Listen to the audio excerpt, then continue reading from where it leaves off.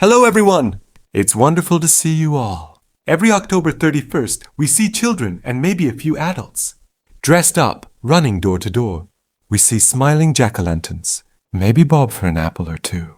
And of course, enjoy a treat or two. It's a holiday full of fun, whimsy, and a little bit of playful spookiness. I'm sure many of us have vivid memories of our own Halloweens. Perhaps it was the feel of a homemade mask, the sound of leaves crunching as you hurried up a neighbor's porch, or the sheer weight of a pillowcase full of candy. It was a time of simple community fun. But have you ever stopped to think about where these traditions actually come from? The story of Halloween is over 2,000 years old, weaving together ancient harvest rituals, religious observances, and immigrant folklore. It's a history as rich as an autumn stew, and one that connects our modern fun right back to a very different, very old world.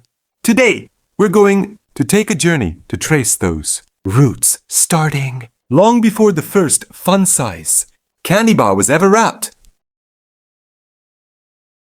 We have to travel back to the green hills of what is now Ireland, the UK, and northern France, to the time of the ancient Celts.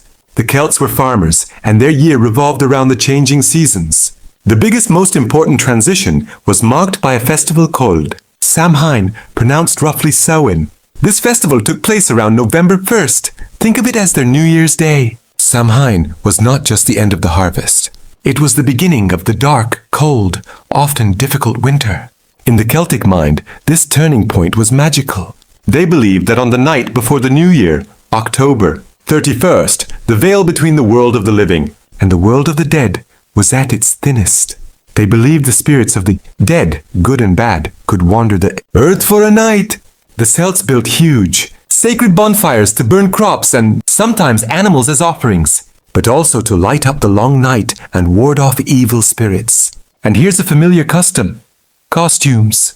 People would wear animal skins and heads or dress up to look like a ghostly spirit. They did this for a very practical reason.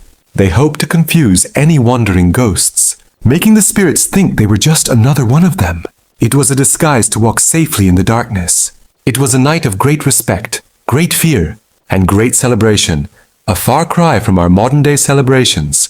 But the original foundation is clear: bonfires, spirits, and costumes. As time passed and the Roman Empire expanded, eventually Christianity spread into Celtic territories. Over the centuries, the Church decided to incorporate, or perhaps replace, the old pagan festivals with new Christian observances. In the 8th century, Pope Gregory III designated November 1st as a time to honor all Christian martyrs and saints. This became known as All Saints' Day, or as it was historically called, All Hallows' Day. The evening before, the night of the Samhain festival, October 31st, was then called All Hallows Eve. That's where the name we use today, Halloween, comes directly from, a simple shortening of that name. Later, November the 2nd was added as All Souls' Day, a day to remember and pray for all the faithful departed. Now, an interesting new tradition emerged around All Souls' Day that is an early echo of trick-or-treating, souling. During the Middle Ages, poor citizens would go door to door asking for food, and in return, they would receive a pastry called a soul cake. The agreement was that in exchange for the cake, the person would promise to pray for the souls of the household's dead relatives. It was a sweet exchange of charity and remembrance. For centuries, Halloween was a relatively minor, regional holiday in America, mostly confined to small community autumn festivals. That changed dramatically in the mid-19th century. The Great Potato Famine in Ireland in the 1840s brought millions of Irish immigrants to America. They carried their customs with them, and suddenly the ancient traditions of Samhain, All Hallows Eve, and souling were firmly planted in the American soil. Two key customs truly took hold in America: the jack-o'-lantern. The original jack-o'-lantern was not a pumpkin. It was usually a turnip, a potato, or a large beet. In Irish folklore, the name comes from a tale about a man named Stingy Jack who tricked the devil.